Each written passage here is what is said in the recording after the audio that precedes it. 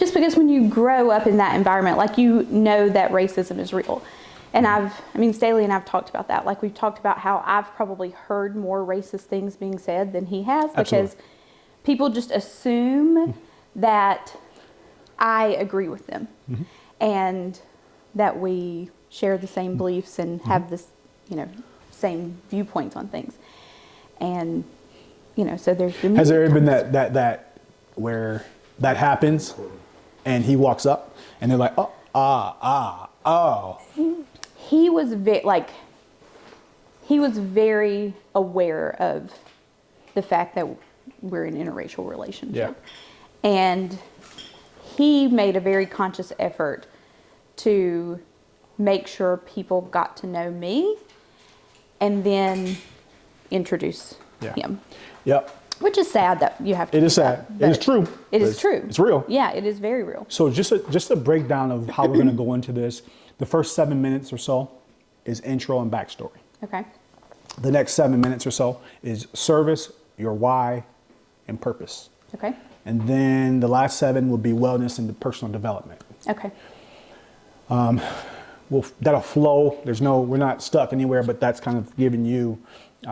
First question is going to be, if there's one thing that people could take away from this interview about Brittany Pruitt-Fletcher, is that what you go by? What would you want them to say? What would you want them to say? That's the first question, and then we'll jump in off that question into your backstory. Okay. Welcome to Community Spotlight, brought to you by Bro Code TV Productions and hosted by the Bros. Join us on this dynamic journey as we shine the spotlight on local agents who are making a profound difference in their communities. These remarkable individuals bring creativity, wellness, and purpose to the forefront as they tackle challenges, nurture their families, and celebrate successes. In each episode, we explore their unique stories and initiatives, offering an inspiring glimpse into the world of community transformation. Get ready to be inspired by those who are leaving an undeniable mark on their neighborhoods.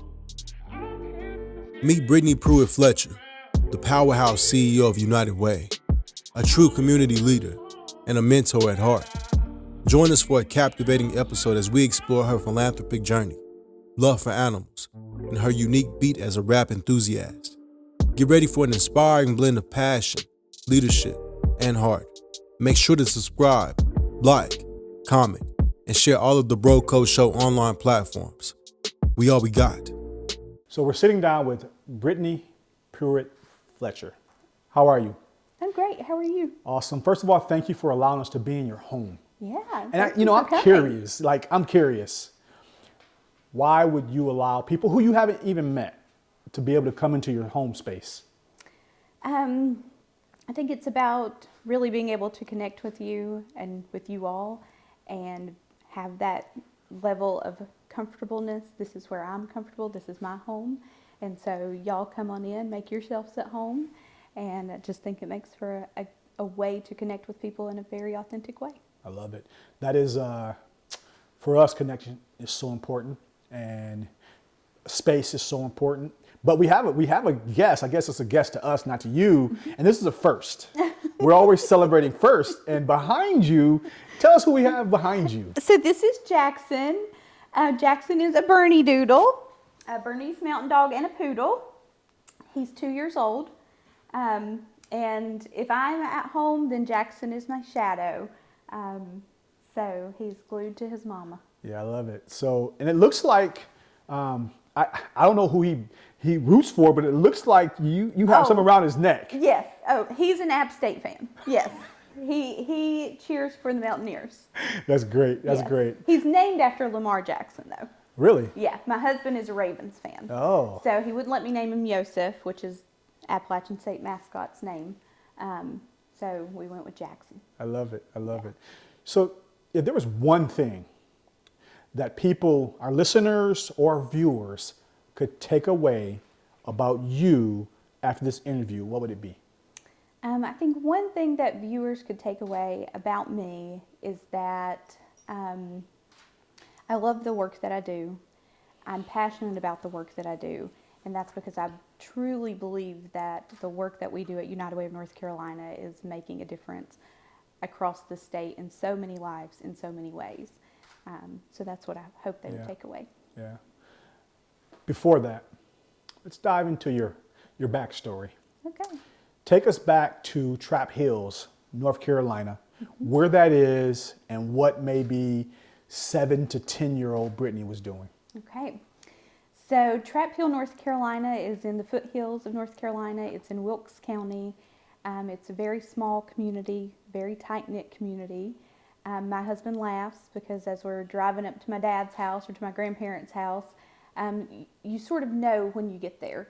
You turn down the highway or turn off the highway, start on the 2-lane roads, and people just start throwing their hands up as you're driving by. And you may or may not know them, but it's just a friendly gesture to say, hey, welcome. So that's where I grew up. I jokingly tell people there's more cows and chickens than there are people there. But that's where my family is.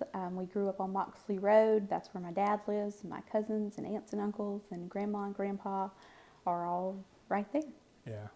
So growing up in a small city, there are things we learn compared to bigger cities. Now you currently live in a bigger city, but is there things from your childhood that help you as a woman growing up from Trap Hills? Oh yeah, absolutely. I grew up next door to my great aunt and uncle, and they were almost like a second set of parents. Especially my great aunt was like my mama, and you know, just learning to be strong, independent, being able to take care of yourself. Those were definitely traits that, you know, were kind of fed into me. Yeah. I grew up with an older brother, and so that meant older brother and older brother's friends. And so I had to be tough. I had to be willing to, you know, go out, and if I wanted to hang out, then I was going to do the things that they were doing. So they were riding 4-wheelers, riding the bicycles, playing softball, just doing all of the things. There's a lot of land. There's not a lot of things to do, but there's a lot of land. And so we explored in the woods, and there's a river that kind of runs around our property, in the river all the time. Like, that's what we did as kids. Yeah. Family values. Family values are kind of under attack in our current society. How important are family values to you? So I would say growing up, family values were important, but I didn't have the greatest childhood. My parents divorced whenever I guess I was in college by the time they divorced, but separated whenever I was in high school. My mom left, and that was what it was. And so there's sort of this longing to have that family unit, which is a lot of what Staley brings to my life. That's my husband. His family is very tight-knit, very close, and they have a lot of traditions. That's what they do year after year after year. And it sort of has taken me a little bit of time to be like, why do we do the same things all the time? But I've also learned to love and to look forward to, you know, the times that we are spending in Florida together on vacation every year. So I think those values are very important. I would say growing up, you know, what I was taught is that, you know, I needed to be the best person that I could be. I needed to show up to school every day. I needed to do the very best that I could do. You know, I started working at a very young age, so my dad is an incredibly hard worker. Even today, he's still, you know, sitting down and relaxing. That's not in his vocabulary. My grandpa is the same way. He has a garage above his house, and he is working constantly on doing something. So that was just like ingrained into who I am. And yeah, growing up, I worked. When I turned 16, I had 3 jobs that very day. And that's in addition to cheerleading and newspaper editor or yearbook editor and part of all the clubs and everything else that was going on in high school. So it made for an interesting So upbringing. it kind of sounds like work ethic was a family affair. That's Oh, just what yes. we did. Yeah. Which that's good, Yeah. right? Let's talk about high school, Brittany. Yeah. Who is she? She's walking down the hall. You said sports, but like, who was she and what she involved to, maybe from her freshman year until the time she became a senior and graduated? Yeah. So I had a really close knit group of girlfriends. So two very best friends from high school, and we were sort of a trio. Almost from day one of coming into school, we went to 3 different middle schools and kind of came up to high school together, but very involved. And so we were all very involved in every club that you could name. Sports, I'm not the most athletic person, but I was a cheerleader, so I cheered all through school, and then yearbook was another big part of just what I did, and a big part of, I was the yearbook editor my senior year, and so that was lots of fun. Had really good times there. And then I've always just had like a really great connection with teachers that have been mentors to me. So, I see people posting about their favorite teacher, and I start thinking about, well, who would be my favorite teacher? And I could never just name one person. Like, there's so many individuals from, kindergarten through 12th grade that I think back and just think about the impact and influence that they had on me in my life. So That's great to hear. We're going to take a break. Discover the pinnacle of visual storytelling experiences with BroCo TV Productions. From the artistry of photography to the magic of videography, the world of podcast production, exclusive red carpet services, captivating MC services, inspiring speaking engagements, expert panel discussion curation, and breathtaking drone services. The Bros have you covered. Elevate your events and storytelling with us.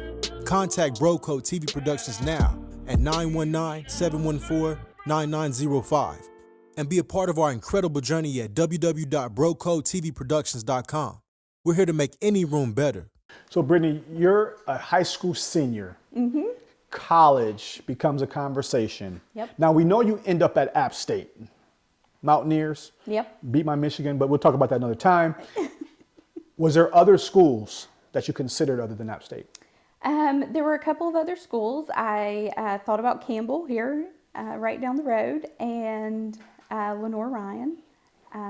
Hickory, But yep. my brother went to App and spent some time. So I had spent some time with him and his friends.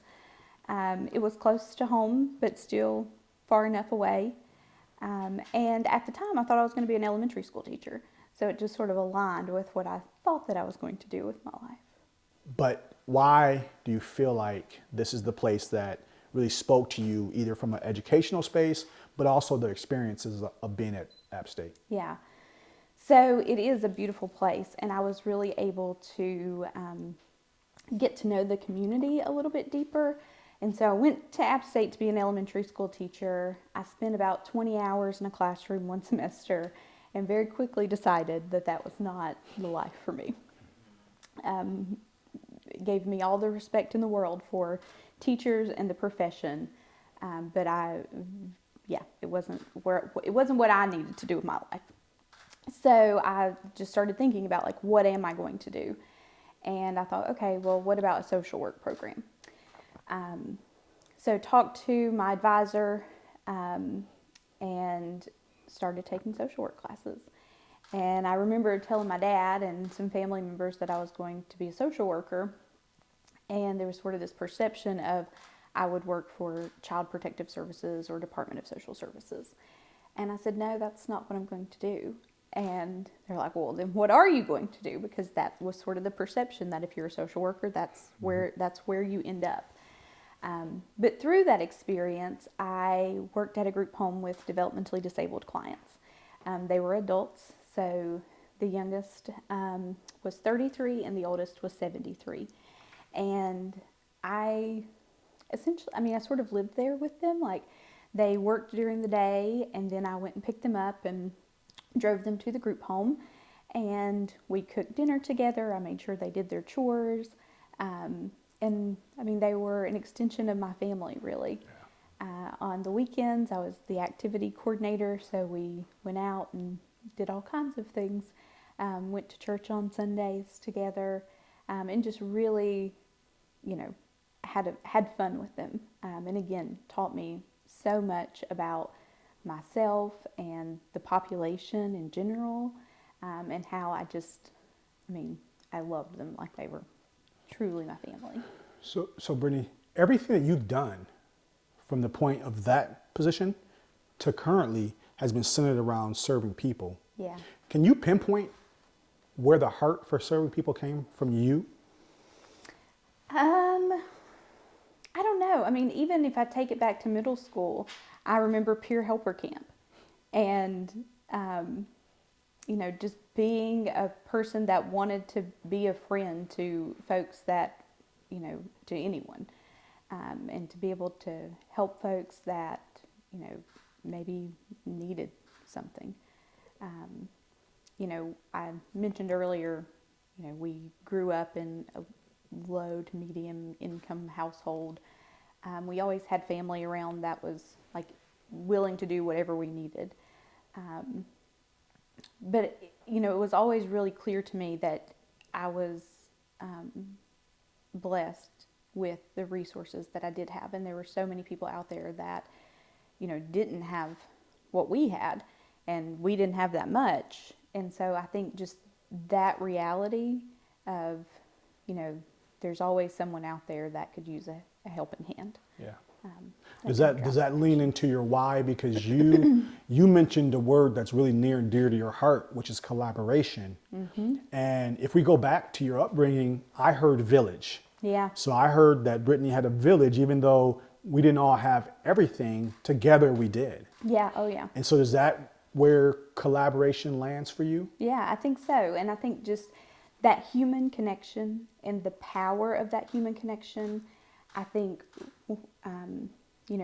later on in my time at App, I did my internship with the Project on Aging. And so I went out and went into people's homes and did assessments to make sure they could continue with their in-home aid or qualify for Meals on Wheels. And sometimes I would just bring them Meals on Wheels. I would be the volunteer. And so many times those folks were, lonely. I mean, they were just lonely. And so I might be the only person that they see that day. And so I think that really drove how important, seeing people and engaging people and having that human connection was. But yeah. So on the Bro Code, we really believe in collaboration. So much so that we've taken it from a place of, it's not this passing of the torch. It's more of us sharing the flame. Mm-hmm. And so you think about how much when we collaborate, especially with people who are aligned in things that you're doing, how much more powerful that is. Oh, yeah. So is there examples of that in your current position as CEO of United Way North Carolina, that you collaborate and it works for you? Yeah, absolutely. So, our whole mission at United Way North Carolina is really to bring people and resources together to serve North Carolinians. And we do a lot of that through, building leaders in local United Ways. And so part of what really appealed to me about joining United Way of North Carolina and kind of stepping away from a local United Way is the relationships that I had made with my peers and my colleagues whenever I stepped into a CEO role, that mentorship that sort of happened between, a large United Way, a small United Way CEO, and how we all just came together and really formed like such a close bond together and understood that, sorry, that's cat's food going on. Really formed that close bond of supporting one another, and being at the top can be really lonely sometimes. And so knowing that there are other people out there that are experiencing the same things that you're experiencing, and so having that, especially in the nonprofit world, like there's so much turnover, there's so much burnout, and being able to support one another, being able to have the resources, being able to pick up the phone and call United Way of North Carolina and ask for advice or guidance on something, like that meant so much to me as a CEO, a new CEO coming into this network. Like I wanted to give that back to the network. So you've been a CEO for about 14 months. Yeah. Well, can we title you a young CEO? Is that a thing? Would you say that, because is there an average age for CEOs? Because I don't know, but I know whenever I'm in a room with other CEOs, I'm usually among the youngest. okay. So I'm not the youngest anymore, but among the youngest. No, I get it. And so, first of all, a woman in leadership, which Yeah. is, you're hitting that, and then also being the top, being CEO. Was it hard for you to garner the respect in those types of rooms?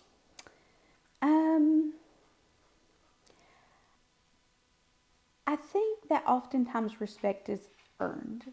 And so, you know, my philosophy is I'm going to come in and I'm oftentimes going to listen, and I'm not going to speak just to be heard. I'm going to speak when there's something relevant and important to say that I feel like will advance the work forward. And I think that has earned respect from a lot of people. You know, I know that the title has influence with it, but I don't do the work for the title. That's good. You know, it doesn't really matter what people call me. But I also know without the title, I don't get the invitation to the table. And so there is influence that comes with that. So you mentioned the word impact. And before we talk about the impact that you're having as a United Way and as a United Way CEO, I don't want to brush past your stint or work with the Big Brothers and Big Sisters. Yeah. Talk to us about Big Brothers and Big Sisters and what you learned from that experience. Absolutely. So that was my first career position. I started out as a case manager at Big Brothers Big Sisters in Winston-Salem, and my job was really to interview parents to get their kids signed up, and then to interview volunteers to become bigs.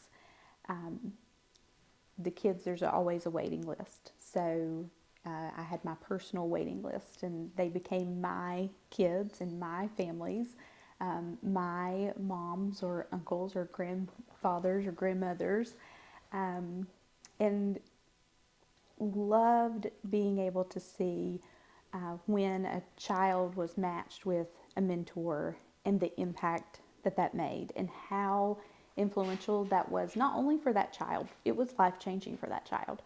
But at my time at Big Brothers Big Sisters, I was also immersed into diversity. It was the first time probably in my life that I had been the minority in the room. And so just knowing how much love that those families gave to me, how they welcomed me into their home,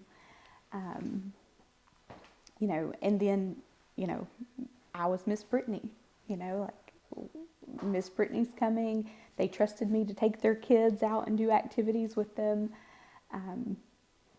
And so that was really powerful.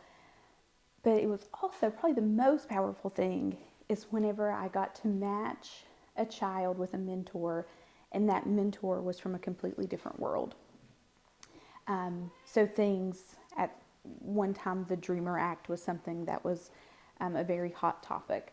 And so it became relevant to people that maybe it would never be relevant to them. When you have a child in your life that's impacted by policies, then all of a sudden that policy becomes really important to you. And so seeing those connections and talking about the power of human connection and how much a little or a child from a different environment could change the perspective of their mentor, that's probably the most powerful thing that I think comes out of mentoring relationships. Attention corporate heroes. Your support isn't just a gesture, it's a catalyst for change. Making Strides Against Breast Cancer salutes the incredible impact of our corporate sponsors. Your partnership fuels the engines of progress, helping us pave the way towards a breast cancer-free world. Every donation you make strengthens the foundation of research and care. Every volunteer effort you invest creates a ripple effect of compassion. And when your employees join our walks, they embody the spirit of unity and determination that defines our movement. Visit our website today to explore how your corporation can become a beacon of hope. Your sponsorship isn't just a logo.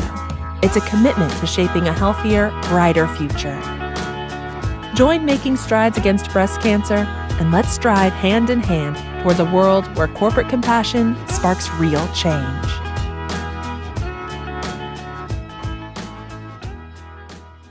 So you were sharing about women in leadership and your responsibility that you put on yourself to leave those doors open because others have done it for you. And Yeah. So when I came into the United Way network, I worked at a smaller United Way, 3 people, and we raised a little over $1 million. And we were 20 minutes away from a United Way that raised $15 million and had about 40 staff members. And so I always sort of admired that United Way and what they were doing. But I also admired their CEO because I always felt like, you know, maybe I wasn't worthy of her time. Like she, you know, has a huge operation that is going on there. But she was so very kind and generous with her time and being a mentor to me. I ended up being her chief of staff at United Way of Forsyth County. And learned an incredible amount about leadership, about women in leadership, and truly how do we empower one another to accomplish whatever the mission of the organization is. I love it. As a father of daughters, thank you. Yeah, you're All right. welcome. Every position that you've had, whether it was the group home, almost, I guess, going back to middle school, to the peer, but the group home, Big Brothers and Sisters, and now United Way, you've kind of used the term when you're dealing with people, whether it's my staff, whether it was those folks that at the group home and then currently. But there's a mental wellness that is necessary when something's that personal. We love having those conversations about wellness and well-being and just personal development, but like, how do you shut it off? How do you balance it? Yeah, great question.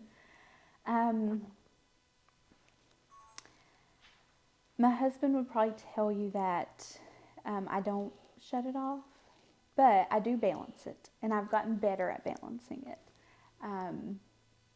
I think it is hard to shut it off because it is deeply personal and interconnected.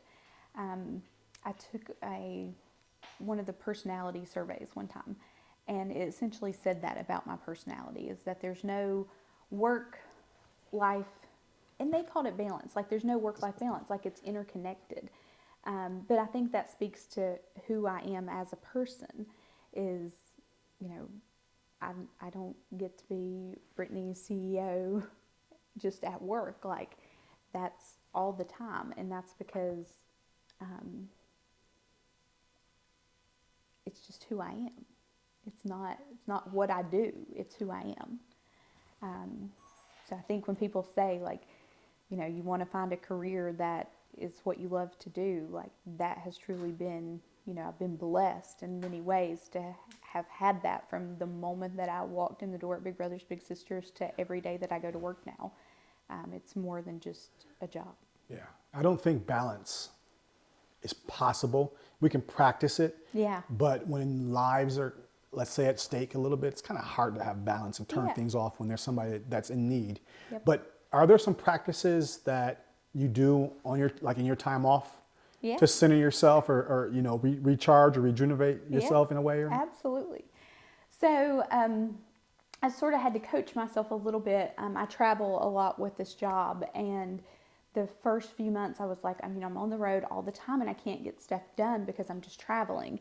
And so I was trying to think of ways of, you know, how can I still feel productive during this time? And I sat down with one of my board members, who's also a CEO of a local United Way, and in many ways, she gave me permission to not. I don't have to listen to a podcast about how to be a better CEO and how to collaborate better and how to bring people together. I can turn on my favorite music and I can just ride down the road. So as we're riding down, now I'm picturing this. Out goes the podcast, and in comes the music. What is that? What's on your Spotify list? What what artist would that be? Like you can listen to one artist the rest of your life. Who is it? I mean, most certainly, my favorite artist is Tupac. Look at everybody in the room just like, wait a minute. What did she just say? Favorite Tupac song. I gotta ask. Wow. Oh, which is my I'm interested. I didn't see that coming. favorite. Oh, one of your favorites. That's hard. I know, that is hard. It sort of depends on, like, are we in, get crunk mode? And You tell me. right. It does. You know what though? It does matter because there's two different sides to Tupac, for instance. I mean, there's the Dear Mama, which is just like Yep. super like, gotta love that. But then like there's the California Love that just can't go wrong with. First of all, I didn't see that coming. I don't think anybody in the room saw that coming. Yeah. During Thanksgiving, we had the same conversation, and the three people that kept coming up was Michael Jackson, Prince, and Elton John was somebody's. So those were the three names that came up. But Michael won, overall, yeah. Michael for the people in Yeah. the room. Anybody else? As far as my favorite Yeah, song? yeah. No. Your favorite artist? My favorite time, man. You'd have to go to the genre. If I just had to pluck someone that I could listen to at any point, any decade, it'd probably be Michael. See, there we go. But it also depends on my mood. If I'm in my rap mood, I'm on my Drake vibe. So moods do matter, Brittany, right? Moods matter, yes. So music is one way. Is there any other? Are you spotting it up? Are you doing walks? Are you going to get your nails done? Or is there Yeah. We hair, obviously, we can see. Right. You get to- Saturday. So I can certainly feel stress, and when I feel that, I will go get a massage, and not the relaxing massage. Like, I need you to work out this stress. Yes. Deep. Yeah. That's right. Yeah. So I think spending time with Staley, App State football, even though I don't know if that's a stress reliever. Sometimes it is, sometimes it is not. But traveling, I love to travel. I love to go to different countries, and we've been doing cruises lately. So that's sort of been a thing. We have a cruise coming up in March, so that'll be So it fun. sounds like you're on the path. You're doing things to make sure you Yeah. keep your cup full. Do you pass that on to your team? Is there a way that you demand that from your team in a way? Absolutely. Okay. It is so important to me that there's a work-life balance. And I learned that when I went to Davidson County. After working in Winston for about 8 years, I was so entrenched in the work at Big Brothers Big Sisters that when I went to work in Davidson County and my phone wasn't ringing after 5 o'clock, and probably after 2 o'clock on Friday, no one's reaching out to you until Monday morning. And really embracing kind of, 8 to 5, we are all in. But after 5 o'clock, you have to go home and be with your family. Yeah. And I'm not going to call you, and I'm not going to text you at 10 o'clock and ask you to do something unless it's an emergency. And that's what I tell my staff now. Now, there's a balance of that. And work-life balance doesn't mean no work and just life. So You have to earn the work-life balance, right? Yeah, we're learning that a little bit right now. I mean, our team is learning that. But it's so important. And I tell people all the time is the most valuable thing that we have. You cannot get that back. we're talking about our favorite music. I tell folks, like Jay-Z said it, like, you could be anywhere else in the world, but you're here with me. And I appreciate that. Yes, and I appreciate that. And I feel that, And so I want my staff to know, like, take your time, be with your family. But I also want you to know, like, when we're here, we're going to work hard and we're going to get the job done because it's bigger than us. Yeah. Yeah. That part. Yeah. That part. Now, you brought up someone special, which is your husband. Yeah, definitely. How important is it as a person, a CEO, to have a supportive husband, Yeah. partner, spouse? Yeah. To have that person makes a tremendous difference. Staley has been very supportive since day one. I told him when we very first met, like, this is never going to work because I'm here, you're there. And I don't know where I'm going to end up, but it probably isn't going to be there.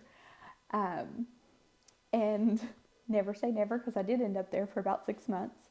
And then we, moved to Lexington, moved to Kernersville, and now here in Fuquay. And my husband is incredibly close to his family. I love my family to pieces, but I don't need to see them every day.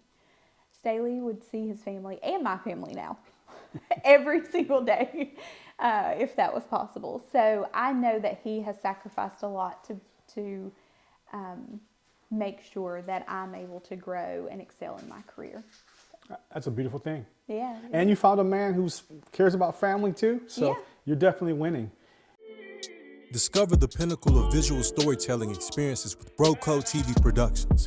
From the artistry of photography to the magic of videography, the world of podcast production, exclusive red carpet services, captivating MC services, inspiring speaking engagements, expert panel discussion curation, and breathtaking drone services.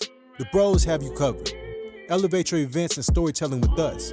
Contact BroCo TV Productions now at 919-714-9905 and be a part of our incredible journey at www.brocotvproductions.com. We're here to make any room better. Understand how much that impacts kids. Yeah. So when you talked about that, I was like, Yeah. Yeah. And and you also learn, like, how resilient kids are. That was like big And time. so, their mentors would come and be, distraught about something that happened in the child's life. And I'm like, they're going to be okay. And, while we wish this wasn't normal for them, this is normal. And that's okay. So one of the biggest things we try to do is show them something different. Yes. I may not be able to take you out of your environment, Right. but look over there. Right. That's possible for you. Yes. Maybe not on that level, but it's out there. It exists. Yeah, yes. Just little things. I mean, with my little brother, I took him to Friendly Center Shopping Center in Greensboro one time. And lesson for me, but, we sat there and I was like, well, are y'all going to get out of the car? And Christian said, yeah. He said, but there's no one else here that looks like me. And I was like, wow, you're right. Like, but that's okay. That doesn't mean that you don't belong here. With those kinds of stories, when we talk about diversity, Yeah, we all have something. If we have the conversation in common, can I get past all of the things that are barriers for us so that if Brittany and Cornelius are talking at a coffee shop yeah, for 5 minutes and we find out 13 things that we're like, oh my gosh, yeah, I feel the same way, or I've experienced the same thing. But sometimes it's hard for people to have that first conversation. yes, You mentioned earlier off camera that you actually felt safe going into some of the neighborhoods that maybe others, you talked about white privilege, some of the others would say, don't go there. yeah, But you said you felt most safe and most welcomed Yes. in some of those spaces. yeah, yeah. So, there's a divide in most neighborhoods. And so you cross the railroad tracks and that may not be the safest part of town. And so maybe part of it was me just being naive and not being from that area originally. So there wasn't any hesitation on my end. Like, I showed up with my authentic self, and it was fascinating to see, like, my moms might be standing out on the porch waiting for me to show up at their neighborhood, and it really helped me to understand, like, I am very safe in this neighborhood, and part of that is the white privilege that I bring with me to the neighborhood.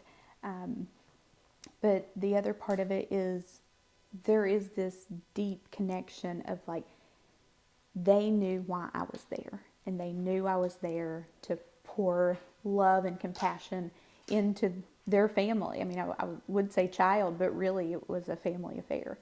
And so they looked out for me, and I looked out for them. Yeah.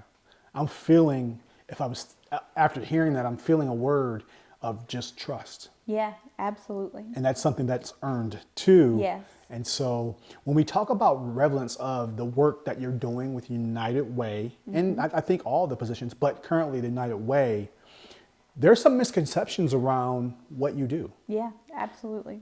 Let's clear that up. Okay. What do you do? Yeah. So United Way of North Carolina is the state association for 48 local United Ways across North Carolina. I explain it to people as we're like a chamber of commerce. We have local United Ways that are like small businesses to a chamber that are part of our network. And we provide networking opportunities, educational opportunities, advocacy at a statewide level. And then we also run some programs out of United Way of North Carolina. So we have a information and referral system called 211 that anyone can call 24 hours a day, 7 days a week, 365 days a year. And whatever their needs are, if they need childcare, if they need transportation, if they need housing, utility assistance. In 2022, we answered about 153,000 calls. We identified about 290,000 needs from those callers, and we're able to provide resources for them to reach out to get the services that they needed.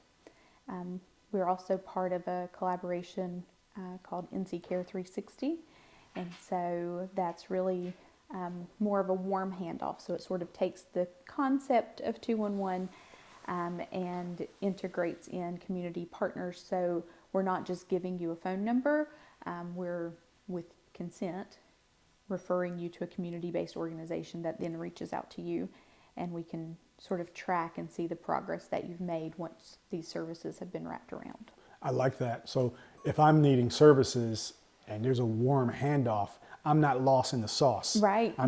You're handing me to somebody. So yeah, I love that. Thank you for that. How do you know if your work with the United Way, if you're doing a good job? So I sort of take that in two ways. One, just the organization in general, and the work that we're doing and the stories that we hear. And so part of it is getting caller feedback from the folks that are calling into 211. We do satisfaction surveys, and they just talk about how much it meant to them to have a live person on the end of the phone that was willing to hear them and find a resource for them. When they didn't know where to turn, they knew they could call 211 and get the resources that they need. So I think that that feedback is one way that we know. We track some numbers and metrics and things like that, so we can look at that and see the number of people served. That's impactful.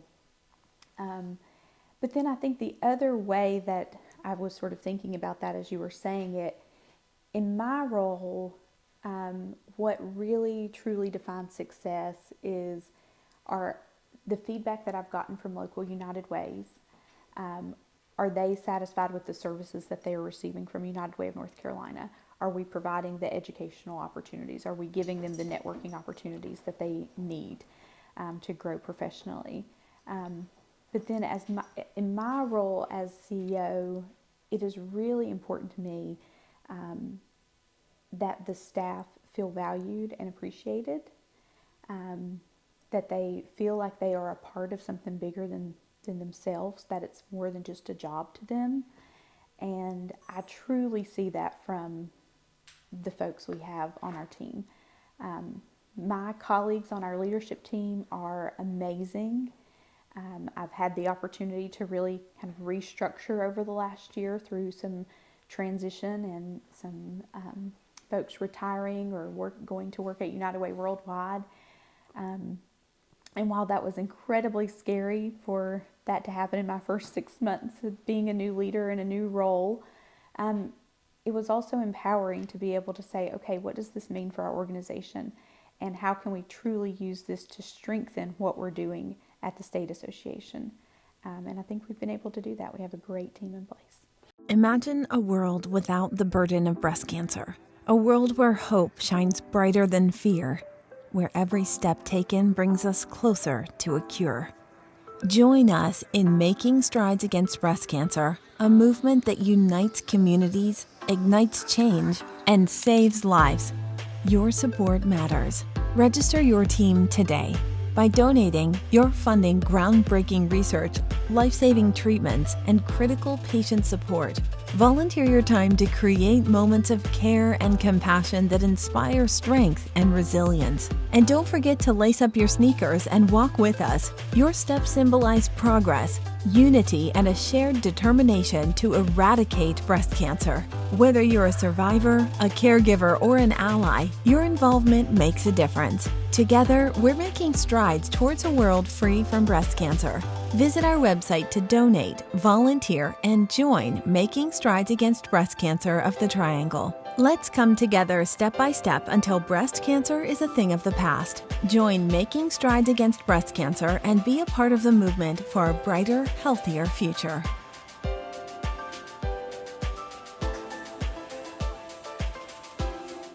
If you could leave people with something to enjoy life or live authentically and unapologetically, what would you say to them? Oh, I would say find the thing that makes you happy and do it. Like, do it and give it everything that you've got. Yeah. I know that most people do not get to go to work every day and love what they do. So it may not be work, and that's okay. It may be playing basketball, or now my husband's new love is golf. So find your thing and do it. Yeah. Thank you. Thank you for coming on the Bro Code Show and sharing us with Thank you for from your having home me. with your pets and all the things. Yeah, thanks for having me. It's been Tupac great. and Biggie and California love. I tell my staff, like, I ask them during their orientation usually, like, if you could have dinner with someone, who would it be? And I always throw that out there for them. Like, It's a great question. Who do they say? so most of them take it very personal and say someone that has passed away that is dear to them. But every now and then I always start and I always say Tupac is the person I would have dinner with. And I don't know if Jada would be okay with that. Sorry. I've been watching podcasts last night. Probably not. Jada's like, hey, get in line. This is my man. Yeah. Yeah. So Brittany, this is a part of our show that's very special to us. We give you a $2 bill. It says you matter on it. Your name is on it. The word you chose, which is ambitious, is on it. Why did you choose that word? I feel like it's a word that describes me, that describes sort of the underlying motivation for doing the work that I do, and always looking to grow and be better. So some of the work that we do, sometimes you may not feel like it always is a part of like you matter, but the work that you're doing in the community, it does matter. And we just want to give you this token. Thank you. The work that you're doing in the community matters. Thank you. Smile, you gotta smile, Brittany. Hold that $2 bill up. Smile, real bright. There it is. Give me that California love.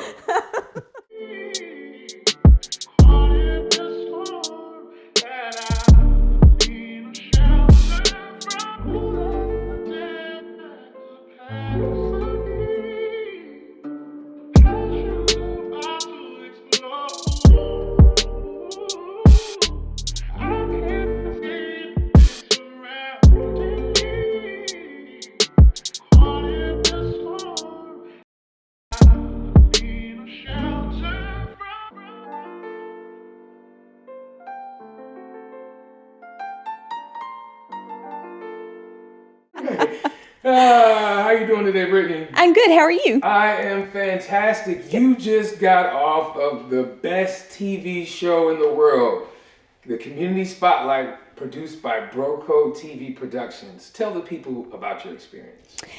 Well, I had a great experience.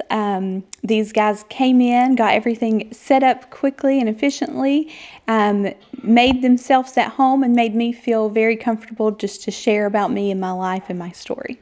Well, we appreciate you. You gotta let them know we are in your home. Yeah. And we thank you Thank for allowing you. us to do that. Yes. We appreciate you. Thank you. Thank you.